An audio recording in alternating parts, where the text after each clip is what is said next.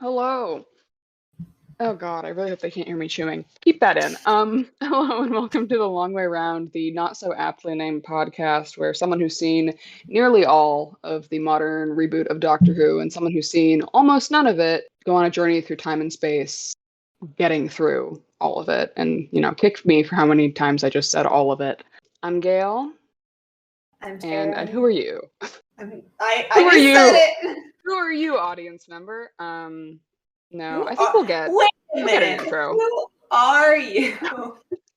Wait, what is that from? What is that from? What is that from? Wait a minute. Who are you? Who are? Oh, isn't that like? What is that from? It's not from a show. It's a meme. Is it from it's a Vine? I know it's a meme, but like, it's the kid with a kazoo, no? Yeah, Kazoo Kid. The kid with a kazoo, alternately called the Kazoo Kid.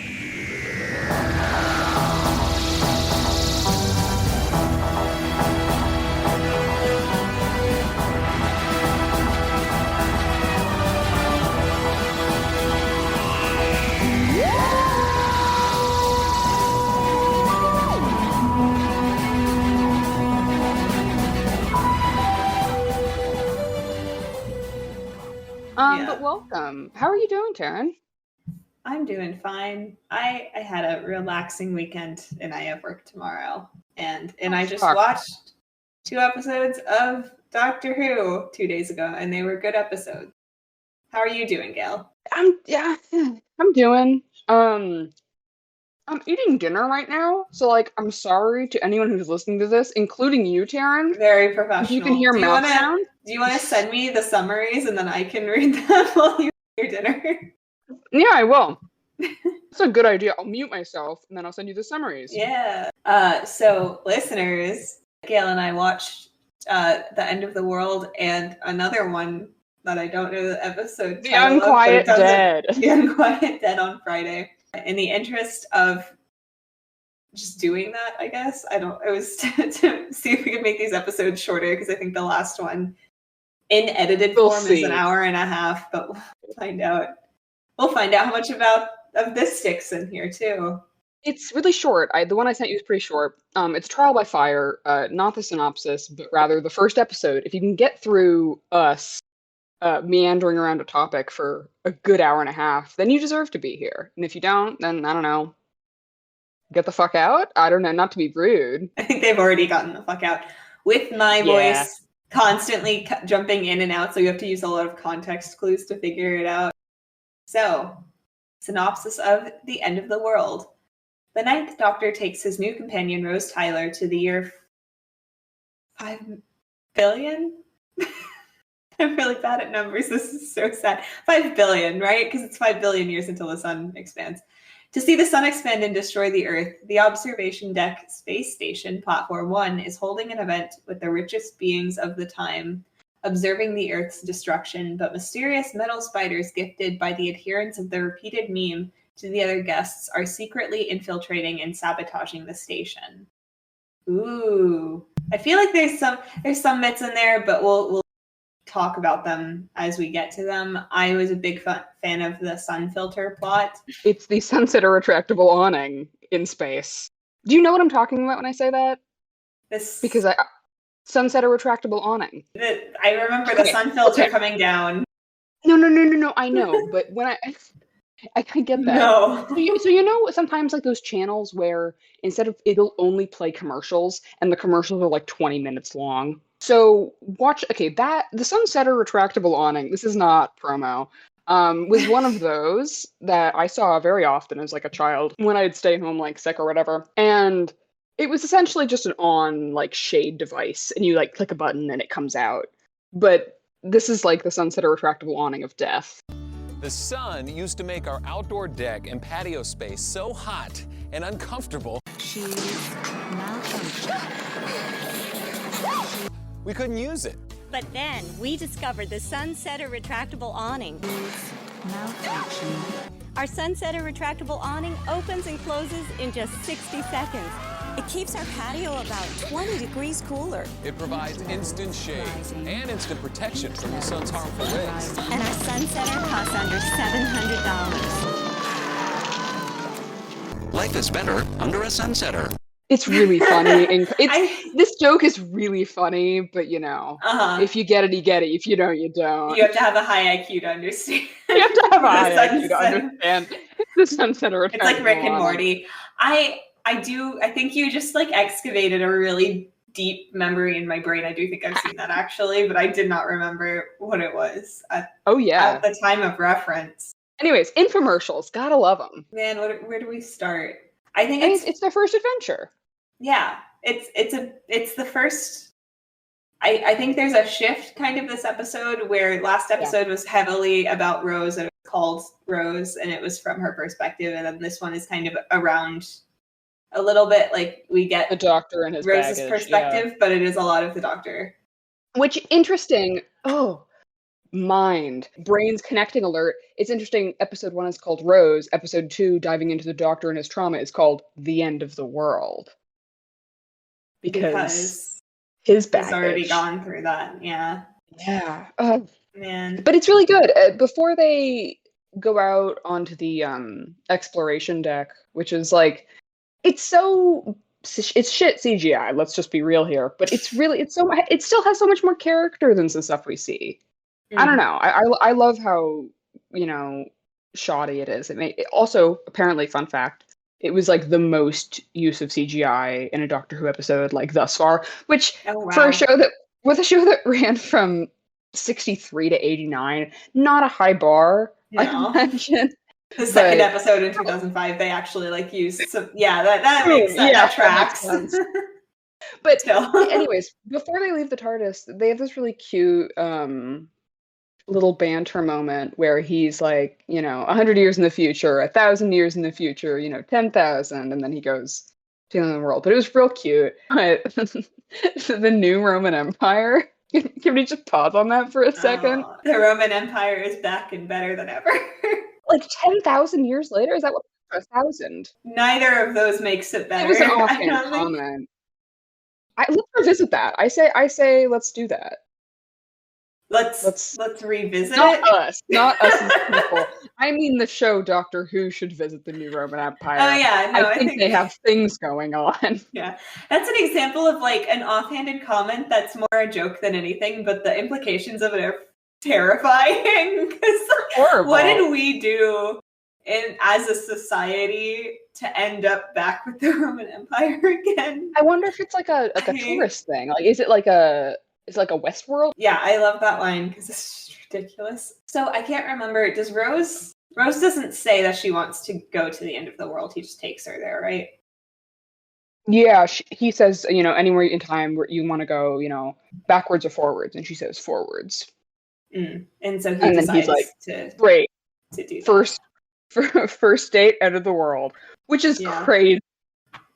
Yeah, I do think I think it's as a choice that he made. I think that it's because he just met this person who's supposed to be his new companion, and he's like, I'm gonna take you to basically what's gonna freak you out the most, and just see if you can handle that kind of.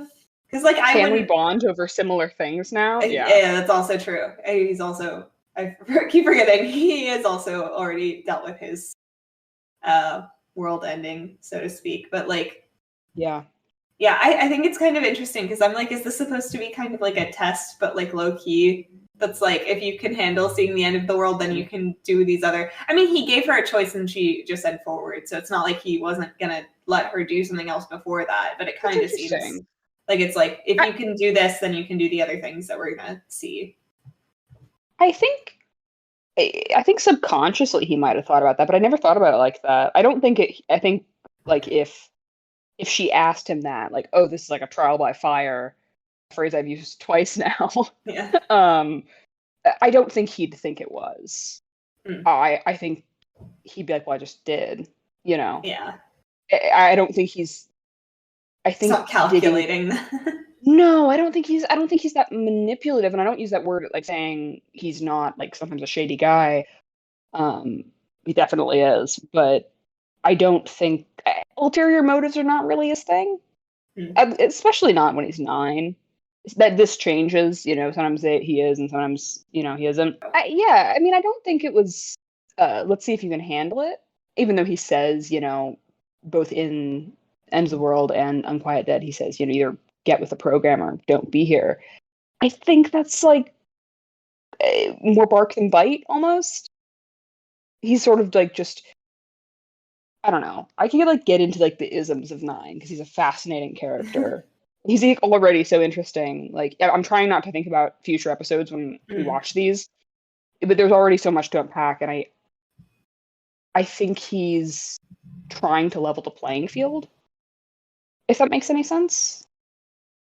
Like we need to have some semblance of like a similar perspective if this is going to work, and I'm not going to be like weighed down by something. Yeah. If that makes any sense. Yeah. I think that makes sense. But yeah, I think that I think choosing the End of the World as the second episode in the series is really fun because it's like, well, we're just gonna go for it. Well, it's showing that they're not scared. Like the writers, I mean. Yeah. And I don't know about the previous series. I caught it that time. I don't know about the previous ones if they like did the same amount of stuff, but either way, it's kind of like a centering of like we've arrived. I guess I don't know. No, but it usually the first, I don't know, go around with a companion. Oh, we're going somewhere else. Is like something showy and fun like that. Like I'm not going to give you examples, but. Yeah. I know, like, one of the first Doctor stories, I believe one of the first ones is, like, in Rome. Like, they had to Rome, and it's, like, a whole thing. There's a first Doctor story, I don't know if it's one of those ones, or if it's a later one where they go to Rome, and I think he, like, tells Nero to start the fires. He used to be a really weird guy. Oh my god! Doctor! The fuck? He was a different man. Problematic. Right? Jesus Anyways, Christ. But I think establishing it's a good move, both like Doyleist and like Watsonian, to use that term or those terms, because it is good for the viewer because it reels them in, whether they be new or been in the series for a while, but also like from the Doctor's perspective to companions, you want something fun and flashy to show off. Fun and flashy. Watch your planet explode. I mean, super fun. Yeah. He's got a skewed viewpoint. It's interesting. I did want to say that I like all of the aliens when they start appearing because they all look super different from each other. Yeah. I really like the trees. I think they look super cool. And I guess while we're on that topic, I don't know. Let me decide if this jumps ahead. No, you steer the wheel this episode. Oh, okay. I didn't actually help myself at all, so I don't know what scene this finally came into my brain, but it was later in the episode. But I think Jabe says something. Jabe is the tree lady, and she says something similar to like humans aren't the only ones who came from the earth or who like descended from the earth. And I know that she's a tree, so I like that line kind of decenters the humans as like the most important things on earth. Totally. in the sci-fi world, because I think sci-fi can come from an angle where it's like humans just got to get off the earth and like go explore or whatever, and it doesn't really matter like what was left back on the planet. And also just fucking billionaires and stuff who want to leave the planet instead of trying to it centers humans but not Earth. Yeah, and it's like a particular type of human, but I do like that this is explicitly includes other, like you feel sad for Rose and also kind of on some level for yourself, because when you watch this episode you're like, oh man, yeah, this is gonna happen to the Earth in like 5 billion years. Yeah. But it makes you remember like it's not, I don't know. It's I already said the thing that I was going to say, which is that it decenters humans. I like that. No, but it's good. I do love the line, like, I descend from the Amazon rainforest. Mhm. It's just so cute. And Jabe's fun. She's real flirty. Not real flirty. She flirts like once, but she's pretty forward. It's immediate. Like as soon as she sees the doctor, pretty much. So yeah, it's immediate as soon as air from my lungs. Yes. Yes, gifts. I give you in return air from my lungs. How intimate. There's more where that came from. I bet there is. Which, like, come on. Interesting. That's a good joke. That's a good fucking joke. Is the air from my lungs, and it keeps going. He doesn't How have anything intimate. else. And he's like, "There's more where that came from." Oh yeah. He's a flirt, and it's real cute. Their dynamic is it's kind of a Doctor and Rose kind of light episode. Like, they have talks, but it's more, exploring them separately, which I think is so cool. It's, as much as I love their dynamic, and boy, will we get into it, I like that the show, it's interested in their dynamics with other people just as much. And it makes them feel really singular. I also, to jump kind of backwards, but also kind of on the same topic of the aliens, I do think the people who are just like regular people, but they're painted blue, are kind of I really like the woman. I don't remember her name. It looks like I didn't write her down. I do think that the idea of we're just gonna have all these really cool aliens, and then two of the ones that are gonna be on screen the most are just gonna be people painted blue is funny. Makes sense technically. Yeah, okay. Technically it makes sense. But that woman was really cool. She was so nice, and it's so sweet. We'll get more into this when we cover The Unquiet Dead. I love the way Rose interacts with other women. Mm-hmm. Or I guess other female characters. Like how it's viewed, because it would be so easy, even if you're positioning her as like a likable character, to make her sort of like, I don't know, like not like one of the boys, because she isn't that, but it would be so easy to make her a little bit frosty. Especially in like 2005, but she's like the nicest not the nicest. She's has some rough spots, but she's always looking out. Like, she immediately asks her name, which is like, she like is kind of taken aback that that's like a thing that people don't do. Sorry, am I allowed to be in here?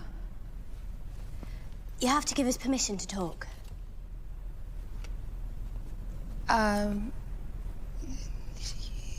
You have permission?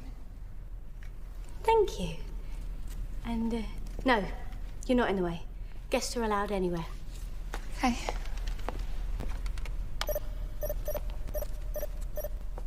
What's your name? Ruffalo. Ruffalo. Yes, miss. Thank you for the permission. Not many people are that considerate. Like, she just has a very deep decency to her, which is so endearing, and so, like, I don't know, it gets you. Mm-hmm. And it's so sad when she gets, not Rose, but the woman we don't remember the name of, but Rose did. We're terrible people. I know, gets eaten by, or I don't know, killed, I guess, by those spiders. Yeah. She was so nice. Yeah, I was genuinely sad. I was like, she's only been here for a couple. What's going to happen is I feel like there are a bunch of minor characters who I'm going to be sad about every time, because we were sad about Clive last episode. And now I'm sad about this woman. Rest in peace, Clive. And also Jabe, I think. Jabe was fucking incredible. Self-sacrifices too at the end. Yeah. Russell T Davies is fantastic at making characters feel real within a span of like two seconds. Mm-hmm. It's a real talent of his. But yeah, I like that Rose. We'll talk about this next week too, but she has, at least so far, she's consistently had at least one other female character to like talk to for at least a full scene or more. So it's good. Good. I have low expectations for 2005, and because there were shows that were doing this, and it's just sad that it wasn't more common. This is a show that it deeply, obviously the Doctor is the titular character and has been mostly male, though that it feels like nowadays, and it's not a spoiler, it feels like it's more going in my gender is, I just sort of look like a guy most of the time, which is so fun. Yeah. And it makes more sense. I had the very like real like I was like thinking about what, you know, the next seasons are gonna look like, and I think a funny response to, you know, are you a man? Would be like jury's still out. Like I think that would be funny. Yeah. Just putting that out there. Russell T Davies, if you're listening, you can't take it. Yeah. Anyways, they're moving in a different direction now, but like the Doctor's mostly been male, so the show, while it's been carried by him most of the time, you know, the companions are, I would say 70-30 women to men, and they carry the show, you know? They make the show what it is. They are the point of view character pretty much always. And I'm not saying it's a perfect show in regards to women, because God knows it isn't, and it will have rough patches. We'll get to them. Oh boy. But cool. It's, for the most part, these women feel real and tangible in a way that, like, even when it's rough, it's better than, like, so much of the stuff out there. Like, we talked about it, how we both have seen Supernatural and how you have seen Sherlock, so we're really going full 2012 in here. Yeah, and this is already better than both of those shows in at regards writing to women. So much better. Oh my god. There are no, I mean, that part of that does come from the fact that it's like, it's supposed to be okay to watch for kids. You can't make a character a sexy lamp. That's not allowed. You can't make them a sexy tree, but they have interiority. Yeah. INTERIORI-TREE. Oh my god. There you go. Episode title, too. INTERIORI-TREE. That's good. Not necessarily. We'll find out. Jury, yeah, okay. Like I said, jury's still out. There's still a lot of episode left.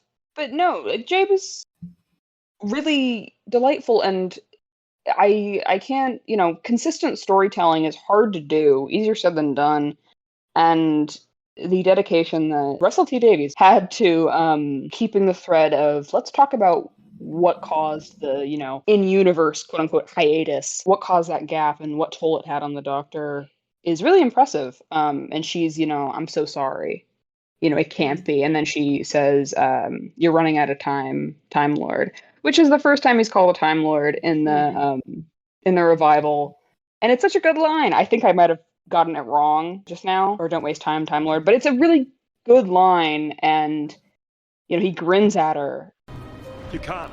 The heat's gonna vent through this place. I know. Jabe, you're made of wood. Then stop wasting time, Time Lord. It's a beautiful moment, and especially when she, you know, after she says, "I'm so sorry." After she scans him and figures out, you know, where he's from. I scanned you earlier. The metal machine had trouble identifying your species. It refused to admit your existence. And even when it named you, I wouldn't believe it. But it was right. I know where you're from. Forgive me for intruding, but it's remarkable that you even exist. I just wanted to say... And fuck, gotta give a hand to Christopher Eccleston. He's like nearly in tears, and it doesn't look. It's so interesting. It doesn't look like he's grieving. He looks like horrified. Like it's. I don't know. He's a great actor. It was a very specific emotion that he's evoking there, and he cried. Like he you know let the tear out, and it's. I don't know. He gets a very specific emotion of like what looks to me like a deep PTSD, and it's so good. I just appreciate him more and more with every time I rewatch. Is he supposed to be, I'm sure it's more complex than this, but is he trying to kind of hide who he is to people at the moment? And he wasn't expecting her to figure out that he was a Time Lord, or is this not? I think, well, I mean, when she said she didn't believe it, I think he just wasn't going to tell anyone. I mean, he was clearly evasive about it when Rose talked to him.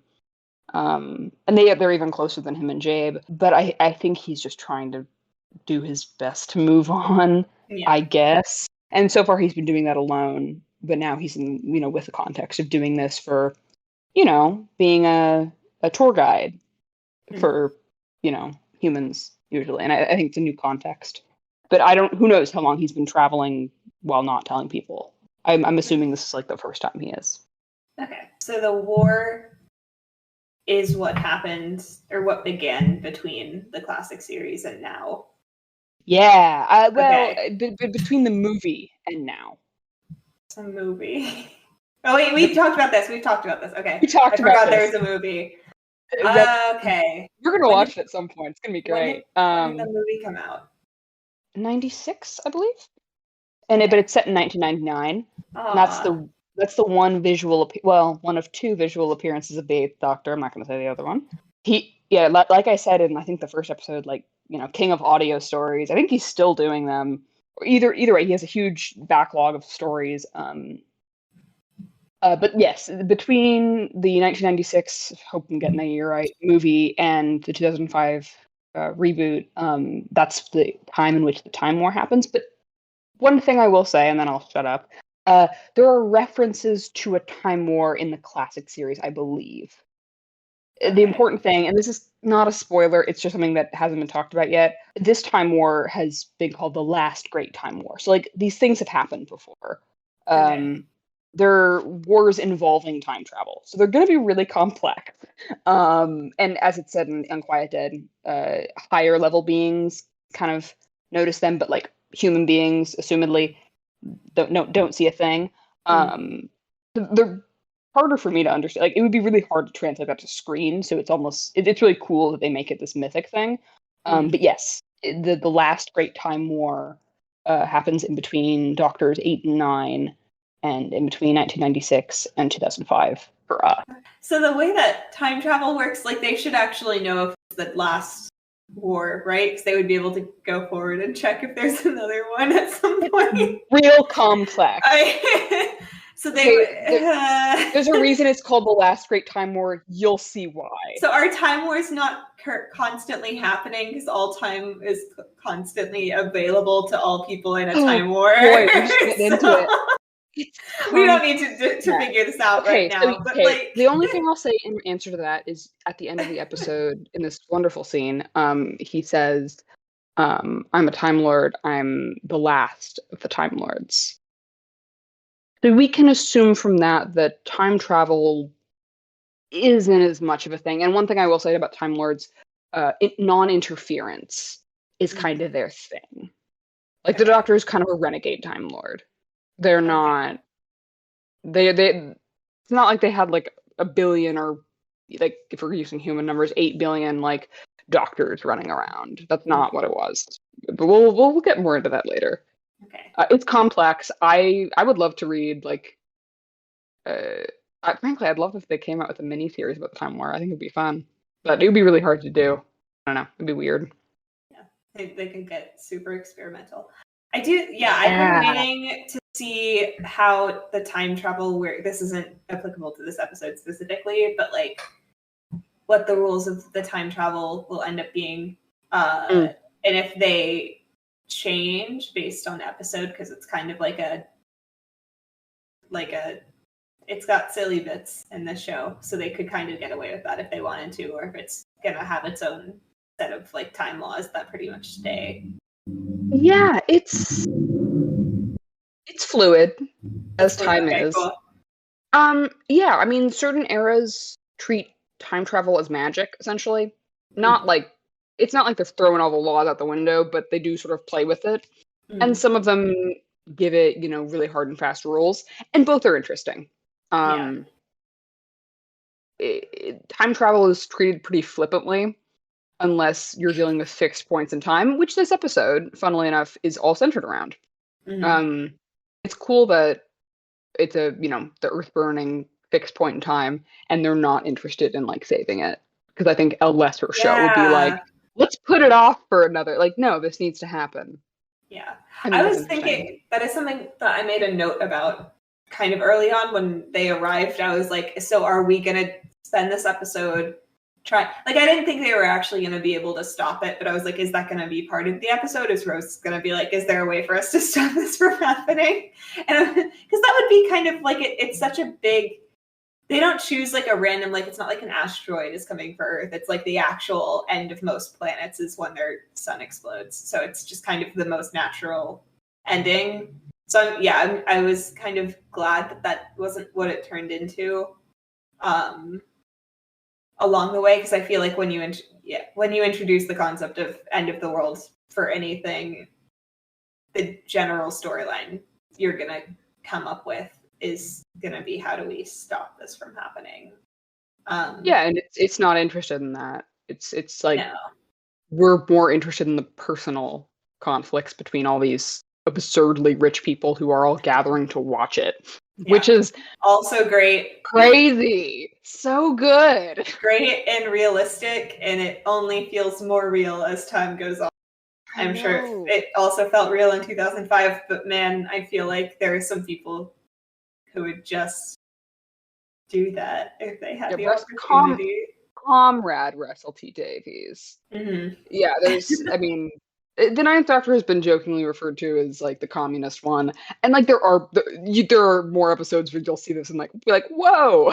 Nice. But you see it. I mean, the commentary on class in all of Russell T Davies' era is like so there. You know, Rose's working class. She doesn't have a job right now because it got blown up. The job she did have was, you know, I don't know. I'm not sure if they have minimum wage in the UK, but it wasn't paying great, I assume.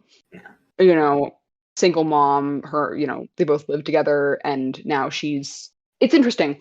She's thrust into this complete culture shock because she's seeing aliens for the first time. Aliens that, importantly, do not look like humans but interact like them. So, like, it's not like the Doctor who looks and for the most part interacts like a person. An odd person, but a person nonetheless. And it's not like the Nestine Consciousness and the Autons who don't look or act like humans at all. She's seeing like alien culture, and that's a culture shock. But I think there's a groove that we can mine where it's also a shock of wealth. Like, what are they doing here? Like, what this sort of class difference? I don't know. I'm not sure. I don't know if that was intended, but I think it's a reading you can have there. Well, I think I don't have a whole lot to say on it, but I like that part included because I think it's just like, how are you going to get onto a ship where people are not freaking out about this? And it's going to be the people who are removed from like the consequences of it, and it just makes sense. Like, I think it just is world building that makes sense. It's sad that wealth still exists 5 billion years from now across other civilizations. That's still like a thing. Like, but but the point of sci-fi is usually to explore what we are currently dealing with in whatever way. So it makes sense. Yeah. And should we talk about the last human? So Miss Cassandra O'Brien. My mother was born in Texas and my father was born in the Arctic desert or something. I might have gotten that mixed up. The lady, Cassandra O'Brien, Delta 17. Oh, now, don't stare. I know it's shocking, isn't it? I've had my chin completely taken away, and look at the difference. Look how thin I am. Thin and dainty. I don't look a day over 2,000. Moisturize me. We may as well talk about this because it's one of the few things I know about Doctor Who. There was a meme around the 2012, 2013 era of this lovely lady, Cassandra, this gorgeous woman. Specimen. Saying moisturize me, and her face being pasted onto different things, such as like the Great Gatsby cover is oh my god, she does look like the Great Gatsby cover. Holy shit. And that was a good meme. And I think it's a little, I think like the whole concept of her is so interesting, and I like how crazy it is that they're like the last human on Earth is so caught up in like the, I guess, beauty standards and like this extremely rich woman. Standards and like blood purity, which is crazy. Yeah. And she's also like a human supremacist, and which is interesting. But she's literally like a sheet of paper with like her brain in a jar underneath her, and eyes and a mouth. And I think it's just fun because it goes so balls to the wall. Excuse that phrasing on like a concept. And I think like I just love when that happens. And it's one of the things that you can do with, I don't want to keep being like, because it's a family show, but like there's some level of silliness to it that is hard to do sometimes because people in the age of, and we also talked about CinemaSins last time. But in the CinemaSins age, it's a lot harder to just do silly, fun things that are like still kind of makes commentary, and it's not hard to miss, but it's also so ridiculous that it doesn't feel like it's just like too much at the same time. And not to sound like a reactionary YouTuber who's talking about media, but it doesn't feel like it's lecturing you. And I don't mean that in the sense of like, it's not a woke TV show being woke. Like, that's stupid. What I mean by that is it's making it in a smart way that doesn't feel like made by a corporation. Yeah. It's good writing. It's really good writing. And it's funny and it's stupid and it's good. And it's a plus for it. I do have a thing. It's not okay. So this is something I felt. I still don't really know how I feel about it. So Cassandra is canonly transgender. Yes, she is. It's just like a throwaway line that she says like when I was a little boy, etc. Down on Earth, and it took me by surprise. First of all, because it was 2005, and that just was not something that I like saw often in that time period. And I think it's also interesting because it's such a throwaway line that when it happened, I was like, I couldn't tell if that was supposed to be a joke or not, because it's kind of just like, this isn't a show where that's like a laugh track or anything. No.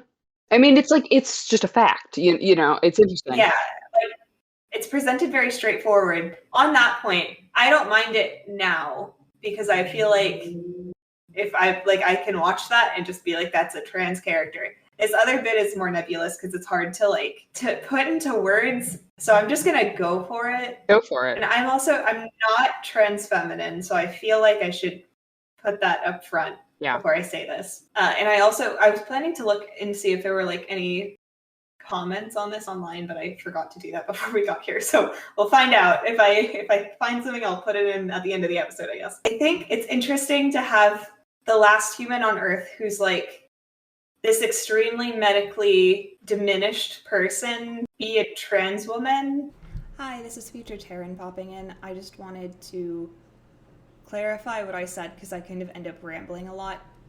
But basically, there is a stigma that existed back then and still exists today regarding the amount of medical procedures that trans people, or at least some trans people, go through in order to affirm their gender. I don't know, like it felt weird because it's like she's commentary on kind of like the obscene beauty standards that are like literally you should be a sheet of paper because you shouldn't take up any space and you shouldn't. Yeah. And she's beautiful now that she's just flat. She's two-dimensional. Literally. It's weird because I'm like, I think that's a really funny comment. And like the fact that she, like, oh boy. And she's not like, it's interesting. It's layered, but it's not. It's layered, always great. But it's hard because it's like, oh, this is the one time that someone's trans, as far as I know. It's just because it came up so early that I like didn't know how to handle it. So I was like, well, what am I supposed to take from Get this? into the layers of this, yeah, or the not layers. The one single layer. Single layer. It's interesting, well, because I think there's definitely commentary to be made that like there's a perception of trans people, especially trans women and trans feminine people. Again, also not trans femme. You know, please email us at the Long Way Round Podcast or Long Way Round Podcast, sorry, at gmail.com. Especially if you're a trans femme person, trans woman, because we'd love to hear your thoughts on this. We'd love to discuss it. It's interesting, but frankly, I will never have that knowledge. I will never, be able to lead that discussion, nor should I.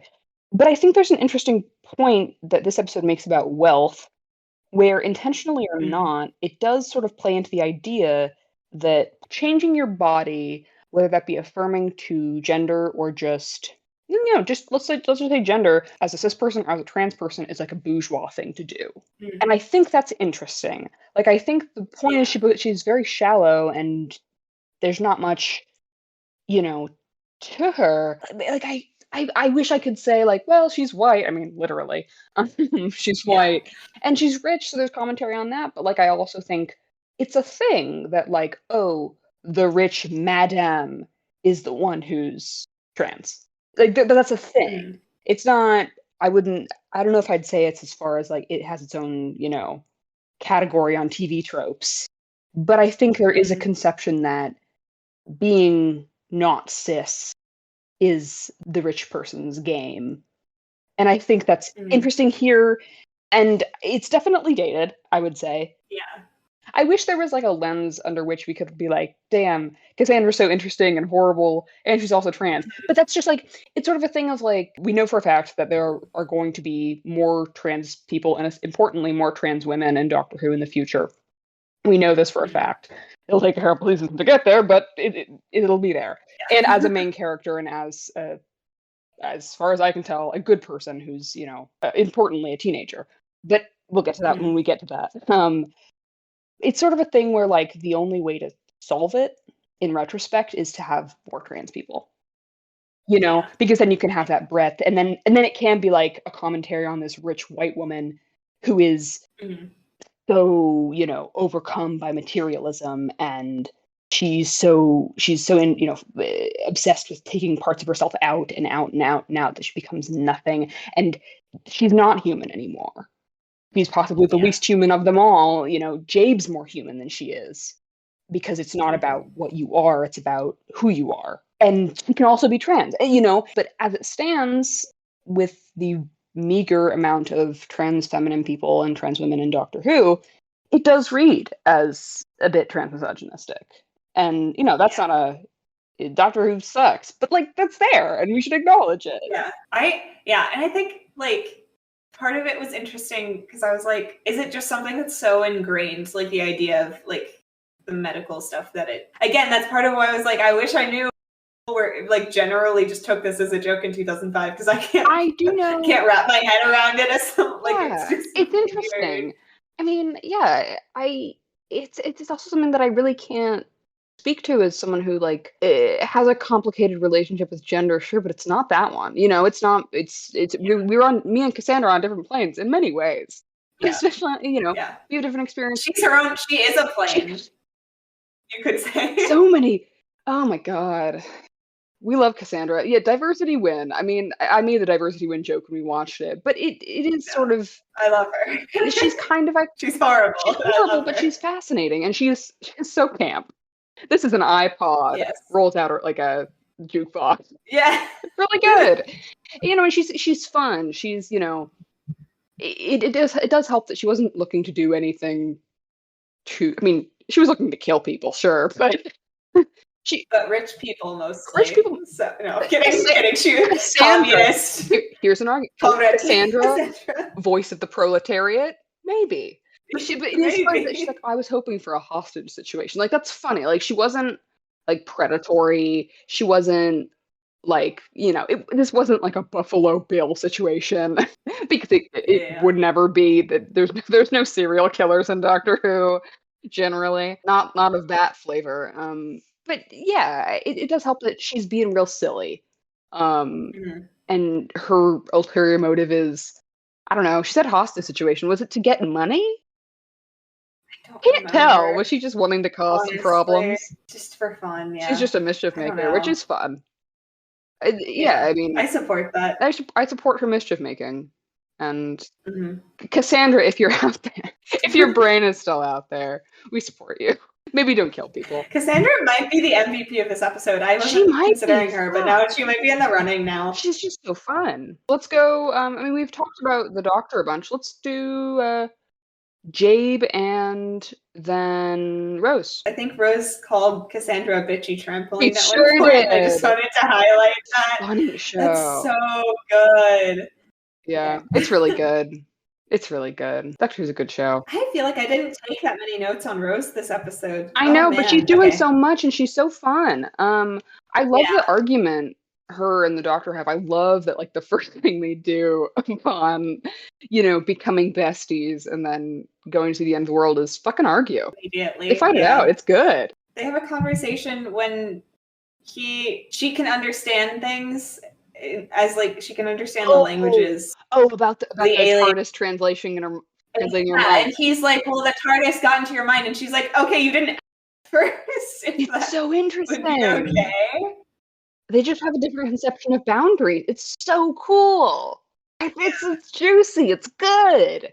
And they fight it out. I also like that the TARDIS can do that, apparently. TARDIS is this one in specific, but all of them generally. They're telepathic. They're more beings than machines. All of them? There's more than Well, I mean right now there's only one, but like hypothetically, when Time Lords have TARDISes, they are telepathic things. I didn't know right now there is Time Lords, like, not all, but like a lot of Time Lords have TARDISes. I thought it was one. TARDISes are a thing made by Time Lords. Right now, there's only one Time Lord. His name's the Doctor. Okay. We don't know what his name is, but he's the Doctor, and he's got his TARDIS. So right now, one TARDIS, the TARDIS. Okay. A telepathic being. His longest companion, the one constant in his life, which is sad. I love the argument they have so much, because she's like experiencing, I mean, pretty understandable culture shock, but she's being, not the nicest person about it. And he takes a shot. He, in the words of Rose Tyler, takes a shot at the Deep South, which is really funny. Yes. Yeah, I didn't get that. Is that supposed? Was he talking about like the? I think he was talking about you're being kind of racist. They're just so alien. The aliens are so alien. You look at them, and they're alien. Good thing I didn't take you to the Deep South. Where are you from? All over the place. They all speak English. No, you just hear English. It's a gift of the TARDIS. The telepathic field gets inside your brain, translates. It's inside my brain. Well, in a good way. Your machine gets inside my head. It gets inside and it changes my mind, and you didn't even ask. I didn't think about it like that. No, you were too busy thinking up cheap shots about the Deep South. Who are you then, Doctor? I could have been reading it wrong. Well, so I was like, is he talking about the Deep South on like whatever planet they're I can't even remember.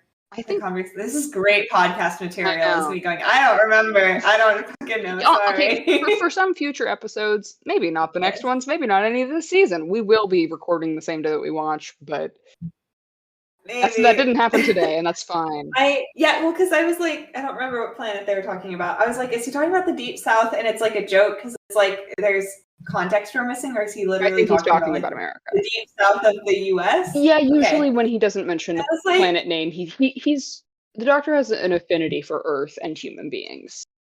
He's usually talking about human culture. That's good to know. Yeah, I don't remember what he said about the Deep South. I do remember her saying that was a cheap shot. He said, "Lucky thing I didn't take you to the Deep South," because she's like, they look so alien. And I'm like, damn. Oh, no. I didn't see. This is something that didn't register. So I was too busy trying to figure out the planet stuff. It's interesting, though. I mean, she wants to know who he is. And it's like, it's interesting when that scene happens directly after they're all introducing themselves. Mm-hmm. Like, they're all introduced and she's overwhelmed. And she's like, who are you? Yeah. And she's like, I just hitched a ride with you. I don't know why I did that. After she talks to the plumber. And she's like, what the fuck am I doing? And that's like so cool that she has that moment of, was this a mistake? Because who the fuck wouldn't?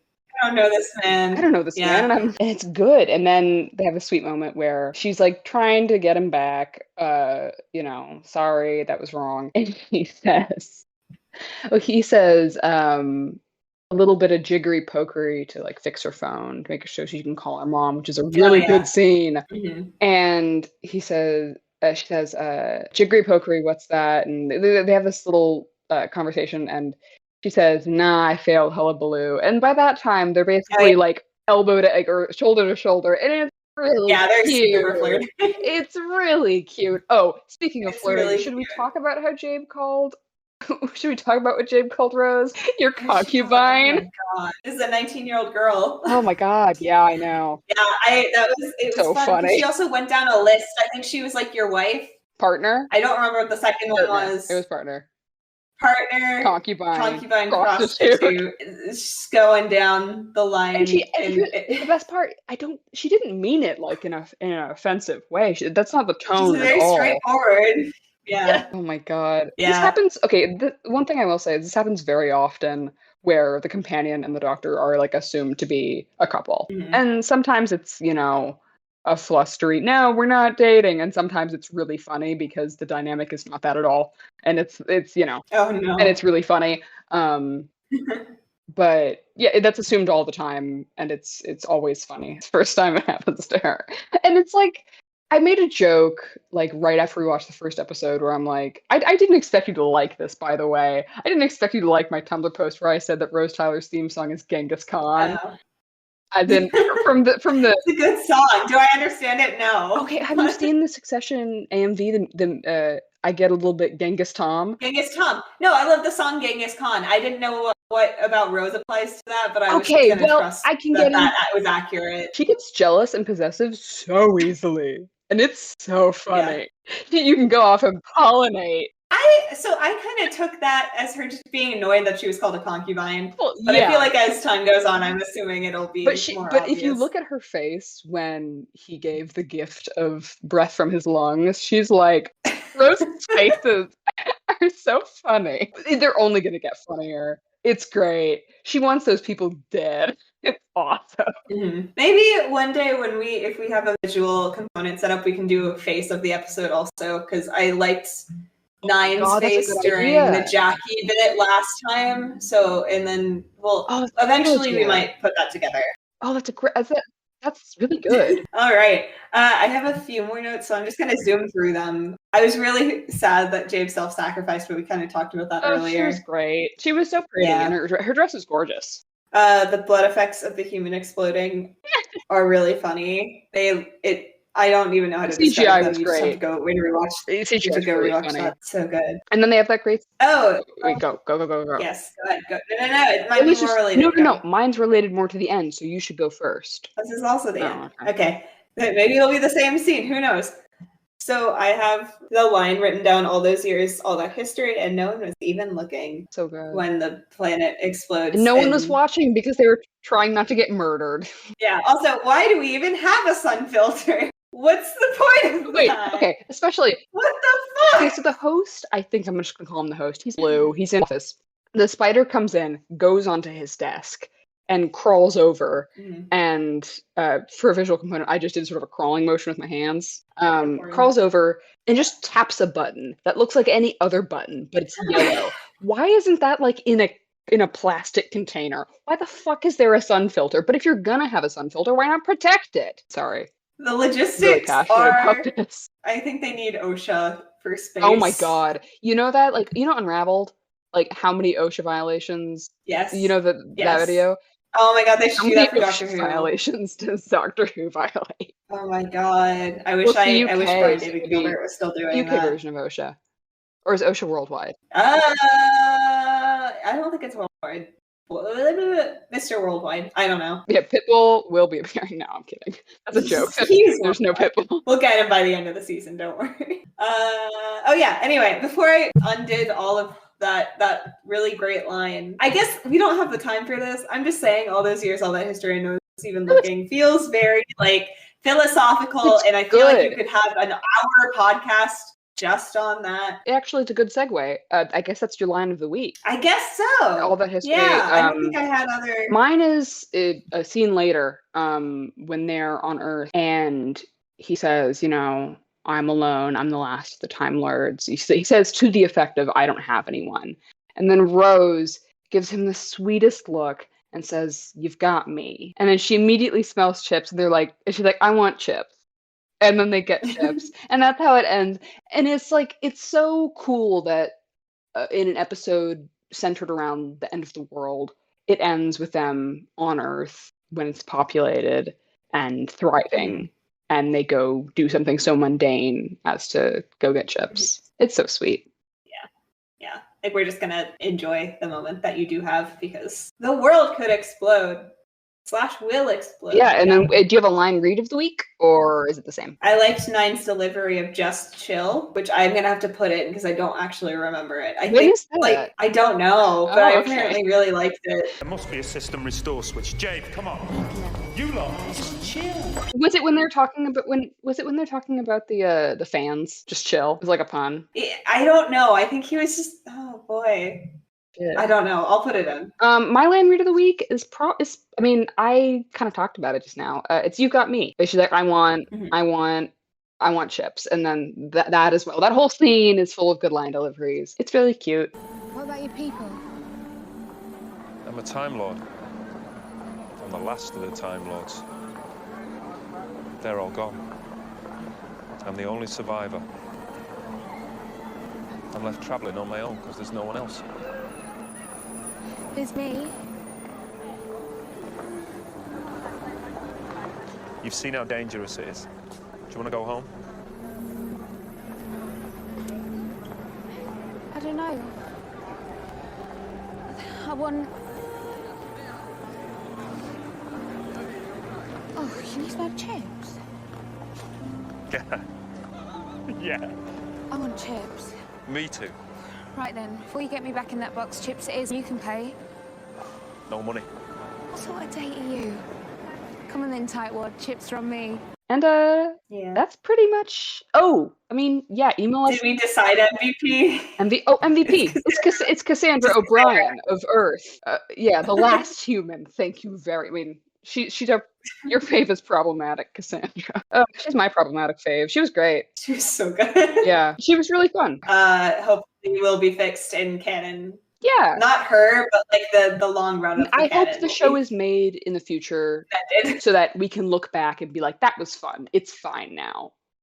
We've improved. You know what? It could have been a lot worse, but here's the thing. I'm not trans. I'm not a trans woman. So it's really not for me to decide. Could it have been worse? Yeah, it could have been fucking Silence of the Lambs, but we can always strive for better.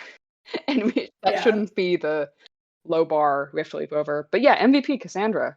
She just wanted to hold them hostage and commit a few murders. I think we should have let her. Supporting women's rights and women's wrongs. God forbid women do anything. God forbid women do anything. If you're our friends and you're listening to this, we love you dearly. If you're not our friends, we hope you become our friends. That'd be really fun. Get ready to tune in next week, or for us, in about 10 minutes.